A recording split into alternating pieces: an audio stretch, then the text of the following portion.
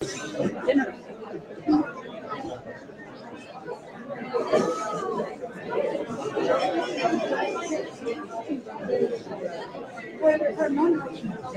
Okay, thanks everybody. That was my mistake. We had changed the schedule, and I had sent that out in an email, but I didn't reiterate it this morning when I talked to everybody. So the schedule in your packets, well, that was from 3 weeks ago. So Barry Hutchison, which everybody is expecting right now, and is an awesome speaker. Freedom! He's tomorrow. So instead, you have to settle for Mark Dawson. Okay,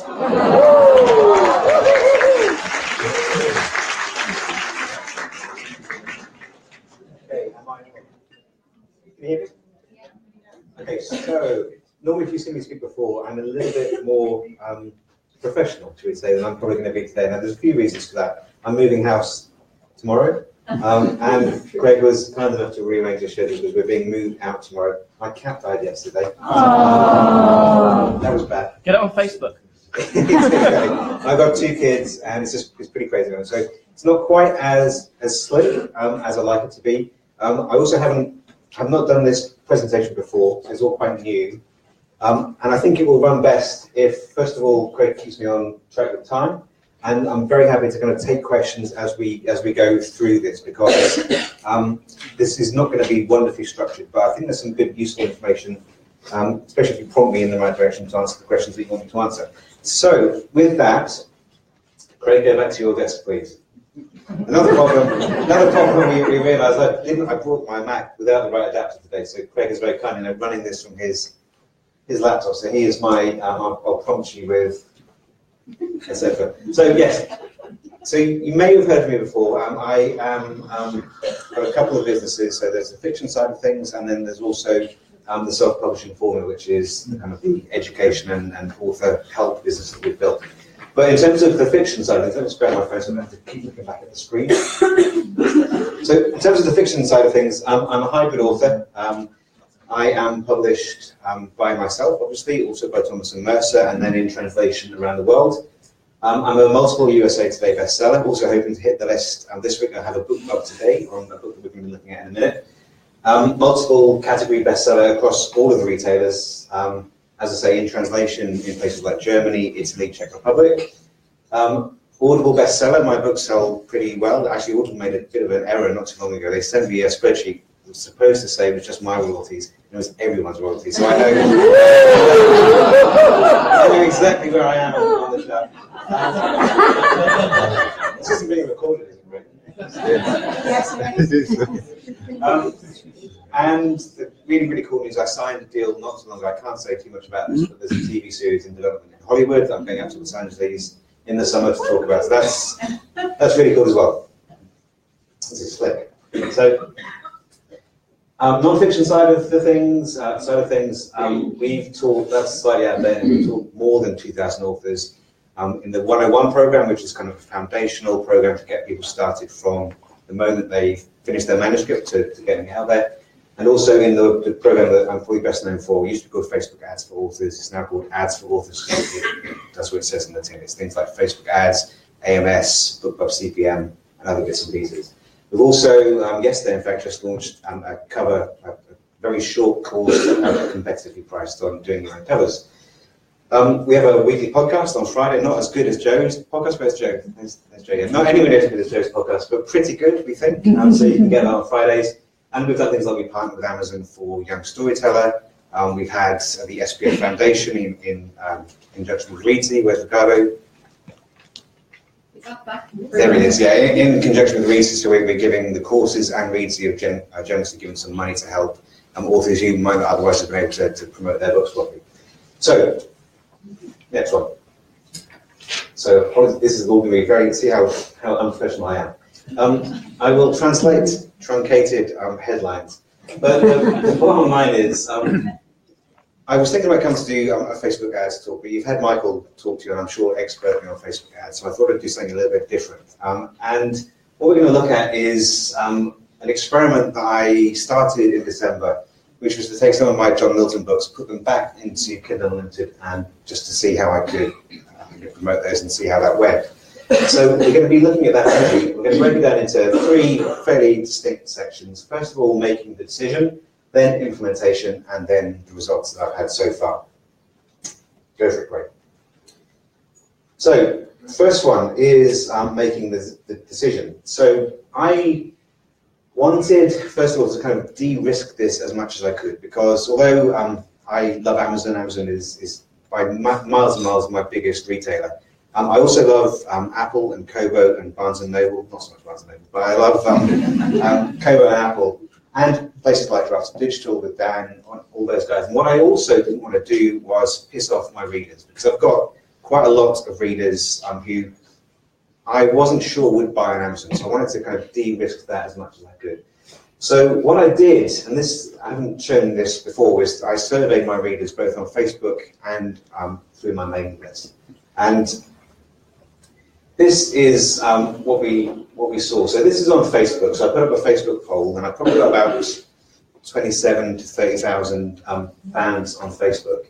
And the question I asked was, and you can't see that, where do you buy your ebooks? And 89% of people on Facebook told me that they bought their ebooks on Amazon. So you'll see the others there: Apple 4.1, Barnes and Noble 3.4, Kobo 2.4, Kindle 1.1. So this was the first thing that I did, and that gave me a reasonable amount of confidence that I wasn't going to be doing something really reckless by going back into KU with the Milton books.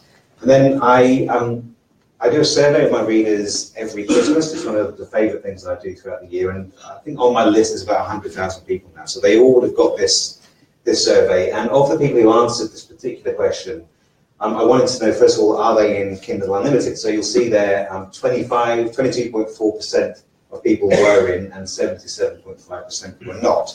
So I knew immediately that around about a quarter of people would probably go to Kindle Unlimited and download those books. But I wanted to dig into it a little bit more. And the next question I asked was, if you usually buy from iBooks, Kobo, or Nook, would you be prepared to buy from Amazon for certain books that you really like? Because I was very aware from some emails that I get from readers, and also from just the general sense of things, that not everyone is prepared to buy on Amazon. There's lots of reasons for that. Some political, some just some people want to buy from local bookshops or smaller retailers. And I wanted to see how what the effect of that would be. So you'll see that my readers on my list came back to tell me 9 out of 10 of them would buy, if they didn't normally buy on Amazon, would buy from Amazon for a book that they wanted. So with all those three questions answered, I was reasonably confident that I wasn't going to be doing something foolish by going into KU. So my decision was that I would, I'm English and quite conservative, and I wanted to not go nuts. So I decided, given that there were 12 books in the Milton series, I kind of hedged my bets a bit. So I put the first 6 books into KU. So that's 6 books and 2 box sets, and I left the latter, I think 5 at the time, books wide. And the reason I did that was I also didn't want people who had started reading the books on another retailer to suddenly find they couldn't get the rest of the books. So I wanted to give them a chance to get the rest, so they weren't left high and dry. Then I took the decision to enroll them, press the button on the 14th of December last year. And this was what I did. So my aim in putting these books in was basically, the second point there is the key one. I wanted to make the books as visible as possible. And I had lots of conversations with lots of different indies, some doing really, really well on in KU. So someone like John Ellsworth, who writes legal thrillers, does a good 6 figures a month in KU with those books. Also spoke to David Gogren, who you probably all have heard of, and if you haven't, then certainly check David out. He's really good on the algorithm and things like that. So I wanted to, my main aim was to get those books, or at least the first book, as high as possible in the charts and as visible as possible, so that we could hit the popularity list and then start to drive Amazon's algorithm so that they could start marketing the books to KU subscribers themselves. And the way that I did that was to use a fairly heavy ad spend, or at least that was what I intended to do, because I know that the higher those books go, the more likely it is that Amazon's going to think these are books that will be suitable for people who look to buy thrillers that are quite like those books. So again, this is what happens on December the 14th. There you'll see, easy to see, but when I press the button, The Cleaner, which is the first Milton title, was at number 96 in the UK store. So that's pretty healthy as it was. And I can't remember what my next slide is, so let's hope this is professional. Yeah, press the button again, Craig.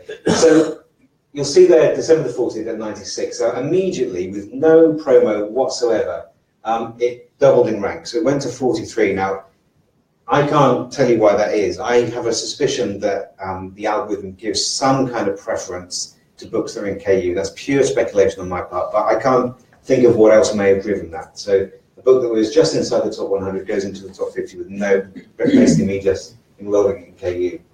And then you'll see as we progress through December, the book goes to 37, 34, 31, 28, 26. The highest, which I think actually was yesterday, it's got to number 15 in the store. It's been in the top 20 now for about the last 10 days. So it hasn't gone below 20 for the last 10 days or so.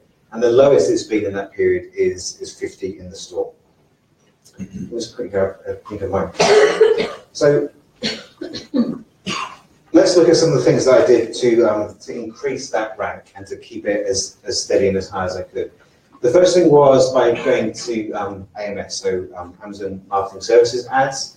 And this is in January, so we're going to get to January's figures in just a minute, but the tactics were the same for December and in January. So in January, on AMS, I spent just shy of £5,000 on ads, usually to the first one in the series, but sometimes to the box set. Now that brought in revenue of just over £4,500. So did Michael talk about some read-through and things like that? Yeah, okay. So on the face of things, I've got to thank Michael on this, because I never used to calculate read-through in my working out my return on investment for my ads. And I probably shut off many ads that actually were making quite a lot of money because I didn't do that. And again, it's because I'm quite conservative. But on the face of it, they would look like that ad has made me around about £200 loss. It sold 1,700 units. And when you factor in the fact that I'm reasonably confident that the first book in my series is not worth 35 pence when I make a sale, it's actually worth around about £5. The actual read-through value was just shy of 7,000, so that's a return on investment of 44%. So here are some of the ads that I was running. So you'll see at the top there, that's a headline search ad. Who's interested in how to run AMS ads in the UK? Yeah, okay. So it's complicated. It's going to be easier quite soon. I think Amazon is likely to roll this out. I don't know this for a fact, but likely to roll things out reasonably quickly to let us advertise more easily in the UK.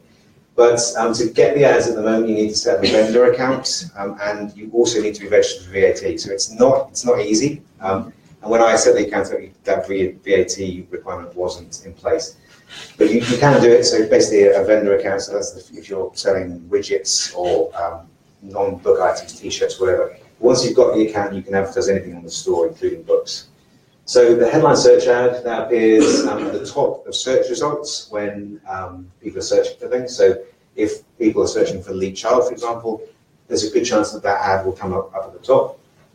And these new ones here, this is the last couple of months, these ones just beneath the blurb. They are product display ads, so very long product display ads, and they also go out by email as well. So I've been pushing those really, really hard, and if you're looking on the UK store at the moment, there's a good chance you'll see quite a few of my ads.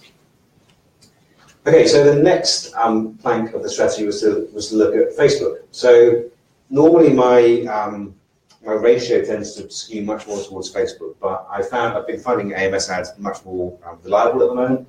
But nevertheless, I spent just shy of £2,000 on Facebook ads in January, and that brought in sales of £587. But when you include read-through into that, it's just over £2,300. That's a return on investment of 30%. So here are a couple of the ads that I've been running. So this one on the left-hand side is one that has been very successful, variants on this. You'll see at the top left there, it's not from me. So it's from a page that I set up basically to promote other thrillers. It's got around about 25,000 people on that page. And I use that, I think Michael may even have spoken about this in his talk, but he certainly mentioned it in his book. Sometimes if you send the ad from something that's not directly connected to the author, you can find that your conversion is a little bit better. So I've been testing that. That's worked very well. Lots of different targeting. Then on the right-hand side, that's an ad that I've been running for, I think since Thursday, because the box set is, I've never had it down at that price, 99 pence, for an awfully long time. So I wanted to start running some ads to generate interest in that title. So again, that one's been going pretty well as well, and that one is from my page, as you see there. I've also got different images. So that one there is going to male readers. I know from my surveys that 75% of my readers are male. I think that's when I know, because I've split tested this, that is more likely to appeal to men. There's a variant of that without the gun, without the bullets, that tends to appeal more to women. So I run that to female audiences. So the targeting options that I've been running, I use a custom audience of my mailing list. So 100,000 people on my list, you import that into Facebook. Facebook will try and match those 100,000 with people who also have Facebook accounts. You can then send ads to those people. That's a really good tactic, especially if you combine it with a mail out to your list at the same time. So one of the questions I get when I suggest that tactic is that people are worried that I'm effectively double dipping. So if I send you an email and you get the email, then you see an ad as well. What was the point of sending the ad? Well, there's lots of reasons for that. Mailing list open rates tend to be 40–45%. So that's 55% of people who don't see the ad, so I'll get them another way. Also, you may have seen the ad or opened the email when you were doing something that meant you couldn't actually take action. So I'd like to get you with another exposure to the message so that you can then take the decision later. I also do lookalike audiences, so I'll take my mailing list of 100,000, tell Facebook to try and find more people like that to then send the ad to. So Facebook will look perhaps at people who have buying, who they think shop on Amazon, maybe like Kindle pages, maybe like thrillers and that kind of stuff. So you can put together a really big list of potential targets to advertise to. Instead of 100,000, it's usually about 2 to 2.5 million. And then I'll target other traditional authors, so Lee Child, David Baldacci, James Patton. I'll send ads to those, to fans of those writers as well. And I'll run those in the US and the UK. And then the final part of the troika is to look at BookBub CPM ads. So who's run a CPM ad for BookBub before? Okay, so probably about half of the room. So this is their new platform. It's not the featured deal. It's the one that goes out in emails that everyone will sacrifice people to get. This goes out, it's an auction just the same as the AMS and the Facebook auction. And this appears at the bottom of the email. So these have been going out for the last week or so, and they've been working pretty well as well. So on BookBub, targeting, a really good place to start is your own fans. So if you are, you've got a deal, BookBub will have a list of people who it knows have either clicked on your ads before or have indicated otherwise that they like you as an author. It's a good idea to send that message to them as well, for the same principle as I mentioned before. I also target key traditional authors, same way, so Lee Child, David Baldacci, and then other indies. So I'll also be targeting people like Russell Blake, Ty Patterson, probably some people in this room as well, for which I apologise. But I want your fans. Okay, next one. And yes, today, so if you check your BookBub email today, I have a deal on the box set, which is quite unusual. To get a deal from BookBub when you're exclusive to Amazon is very hard. And Craig was just telling me outside he's tried 57 times to get a BookBub deal for his books and he's struck out. So it is generally, the success rate will be higher if you have more than one retailer. They don't usually like exclusivity. So that's running today, and the intention with that is to really drive the visibility of that box set. So because of the ads I've been running, it's sitting around about 1,000 in the US store and about 120 in the UK. When the ad runs, I would expect that to go into the top 50 in the US, and I would say top 20 without any problem at all in the UK. And then once it's hit that rank, it takes less sales to maintain the rank than it does to hit the rank. So I'll start continuing to advertise fairly heavily to keep that book as visible as possible, so that people in the KU can see it. Then if they see that book, they read it and enjoy it, then hopefully they'll go through the rest of the series. So, results. How long have I got, Craig? Okay. You have 15 minutes. Okay, so in December, so remember these books went in, the first 6 books went in on the 14th of December. And in that 15 days or so to the end of the year, had 1.7 million page reads, and sales went up as well. So it wasn't a question of those reads were cannibalizing sales, it actually increased the sales too. And I was very pleasantly surprised to get all-star bonuses for half a month, basically, in the UK for page reads, so total page reads. I think I was in the middle tier, and the cleaner got a bonus for the being one of the more popular books. Around about £1,000 it was for those bonuses.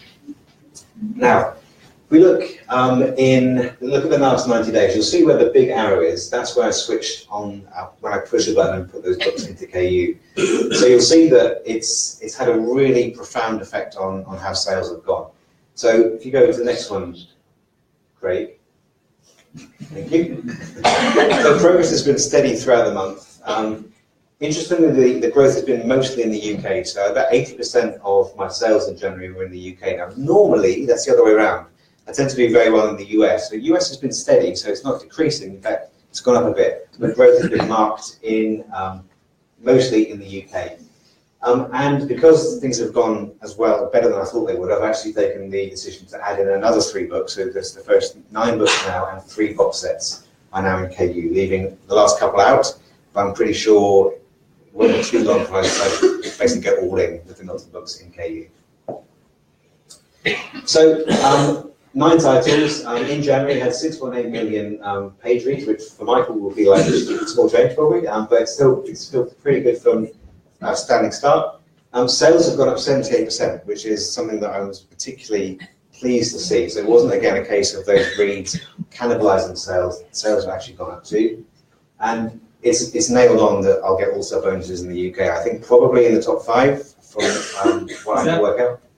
Is that KU piece strictly UK, or is that worldwide? That is worldwide. Okay. Yeah. So if are you typically 83% US, 10 to 12, or 15 UK, or what? Sales-wise, over the last 18 months or so, it would be around about 65-35 US to UK. Okay. So the US portion has grown a bit, but the UK portion has really exploded. I would think you possibly get an author bonus in the US as well. Okay. Yeah, I think that's quite likely too. I think one of the lower tier ones, but yeah, it seems possible. Okay. So, next one. So this was the expenditure through January. I spent $11,000 on AMS ads, $7,000 on Facebook, so just shy of 20 grand on advertising.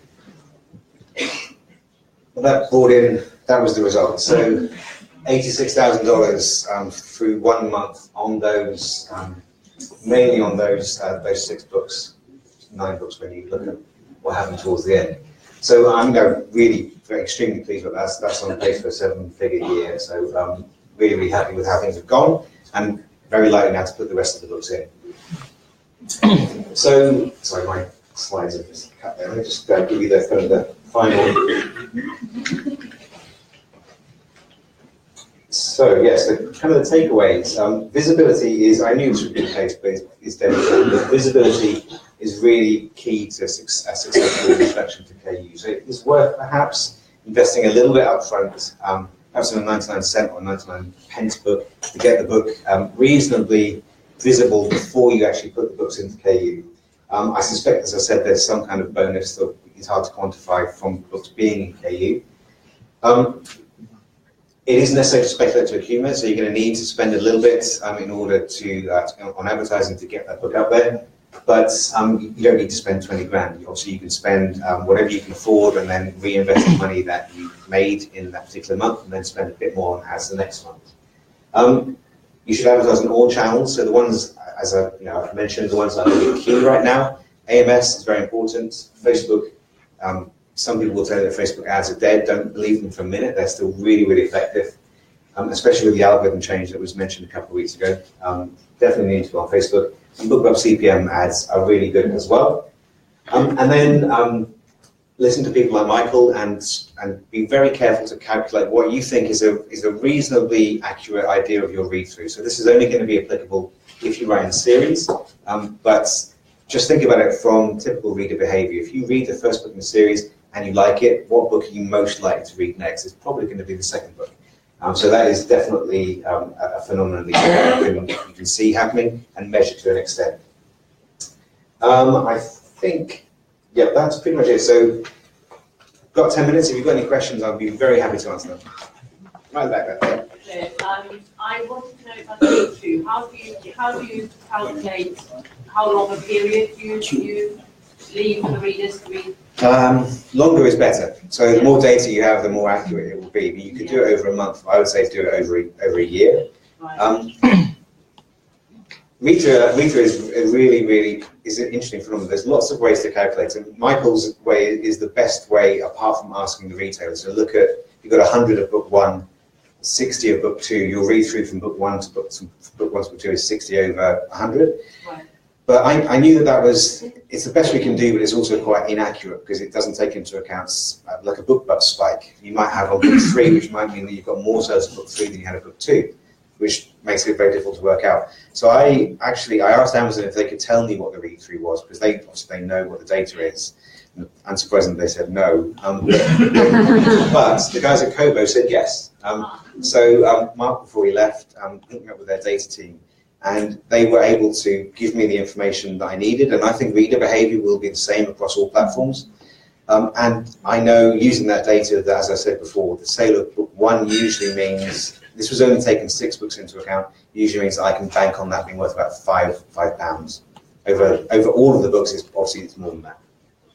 Sorry guys, Michael's requested that if you've got any questions, can you come to the front, and then you can have the microphones just for the people that can't hear very well.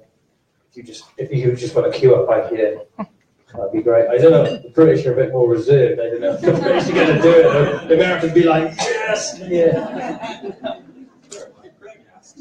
My question is, you said that in the UK you can run a headline search ad if you have a UK vendor account. What if you have a US vendor account? Can you run headline search ads in the UK? No. But you can get a vendor account in the UK. Yeah, then I have to pay that in the UK too, right? That's likely. Yeah. Okay. Thank you. You mentioned about getting a book club. If you've got a book club, would you start the ads before? To move it closer to your mouth. This is the first time I've ever been told to speak loud. If you get a book club ad, the feature deal rather than the ads, would you start running the ads on Facebook and Amazon before the book club, or Yes. Before and after. That's what I've been doing the last week. I switched the ads on like Wednesday, knowing that the deal was today, and I've taken that 99-cent box set to, as I said, to around about 100-ish in the store. The ad hits today, and I would expect that. I can tell you later where it gets to, but I suspect it'll get up into the top 20. Yeah, because I have a book club on a book that's 300,000 in the store, so anything will be in a group. It's not till the end of February. Sure, I'd put the price down a little early, a day or two, and then run some ads to it, see if you can get up a bit. Great, thank you. Okay, next. Oh, there we go. My question is pretty simple, actually. If you're running, can you put a book set into KU without the books, individual books being in it? No, everything has to be exclusive. So anything in the box set can't be anywhere else. Okay, thank you. Have you been doing anything specific to target Kindle Unlimited readers with your Facebook advertising or your AWS advertising? Kindle Unlimited is not a target you can go for, unfortunately. It's very annoying. Everyone would do that if you could, but you just have to think laterally in that case. So you can look at building a big audience of authors who are like you, and then as a kind of a sub, so you must like authors A plus, you must also like Kindle or ebooks, and you just have to kind of cross your fingers a bit that includes people who be KU subscribers. You can put in your ad copy, and I would recommend it. Read for free in Kindle Unlimited. That will work quite well.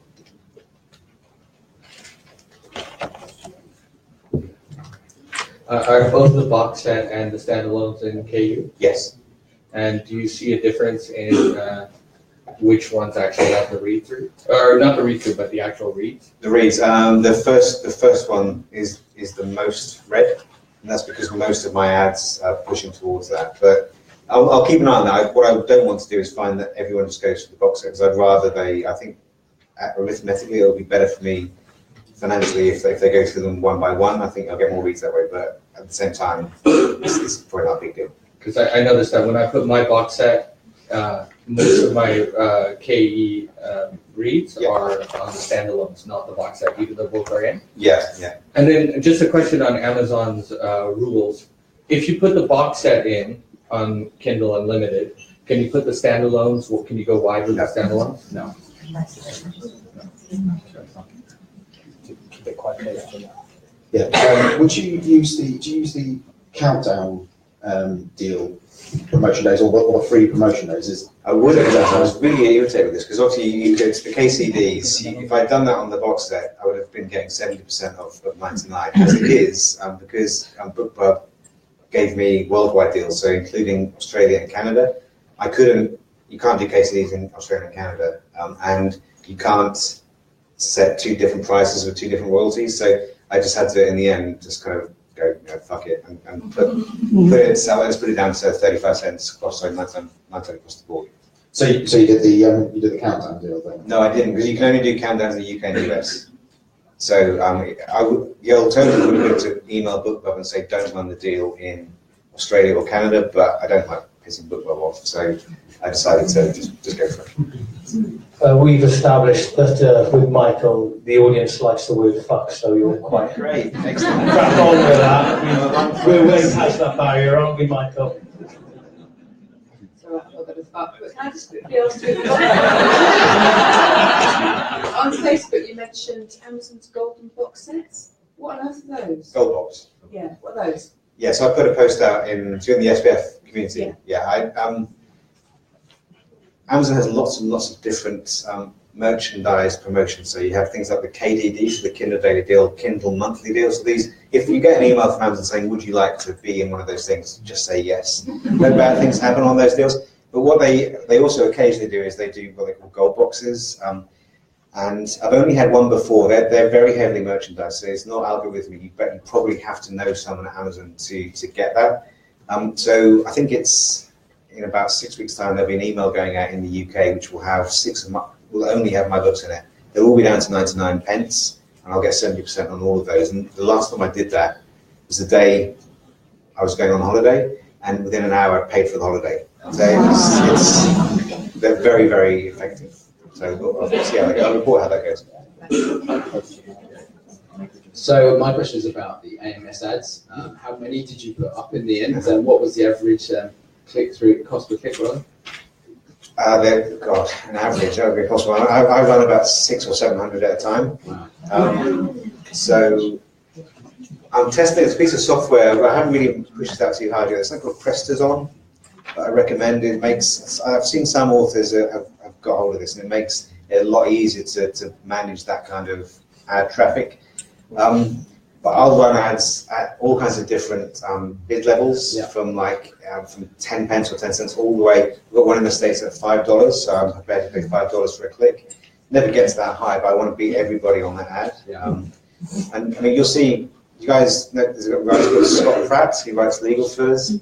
He is killing it on the author earnings report that came out last week. He was one of the highest earning indies, and he writes legal thrillers. And he just dominates the AMS ads in all of my categories in the US. And the only way I can think about it is that he must be spending an enormous amount of money on ads. Yeah. So I just want to see what the kind of the inflection point is. So I'm prepared to bid quite high to get that. Do you think Amazon are ever going to sort their dashboards out in AMS, because they're crazy? Yeah, I've spoken to the AMS team in Seattle quite a lot, and it's on there. You will see, if you haven't got it already, they have now made available, you can slice it so you can get daily, or you can incrementally slice the data, so it's not just lifetime. Yeah. And that's gradually rolling out. So they will improve. I think they know it needs a lot of work. Yeah. We've got enough time for 2 more questions, so any introverts in the room, I'll come to you if you want to get. What was that software you were talking about? Prestazon. So it's Prestozon. Where's our most famous introvert? Joanna Penn, come on, got a question? I'll come to you. I just wondering, as a sort of smaller author on the stuff, the BookBub thing is the thing that makes me reticent not to be on KU. Yep. Is there any hint that that's permanent, that attitude towards being only Their view is, I think, that they want to make their deals available to as many readers as possible, and the odds, because by doing that, by going wide, they'll achieve that. So I think it's always been the case. It's pretty obvious that is something that is a key player in their decision.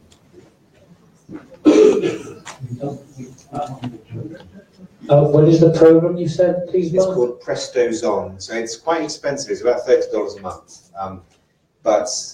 And I'm testing it a lot, and they're rolling out and improving it, but it makes it a lot easier. It's much better than the Apple dashboard. Okay, last question here now. Mark, is it okay if I ask the rumour question? Yeah, of course. Yeah. Okay, so how many of you who are either wide or were thinking of going wide, because you're starting out, who just changed their minds today, hearing what Mark's been telling us? Anybody? Could you start with finding out how many people are wide or going wide, and then ask? And then, sorry, how many people are wide or are thinking of going wide? Okay, so keep your hands up if you're now thinking of changing. That's really interesting. Thank you very much. Can you have a round of applause to Mark Dawson, please?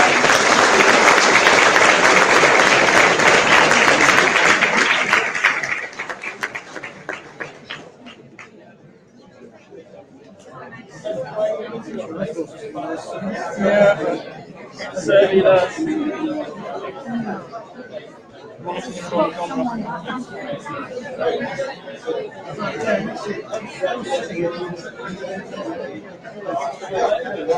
Yeah,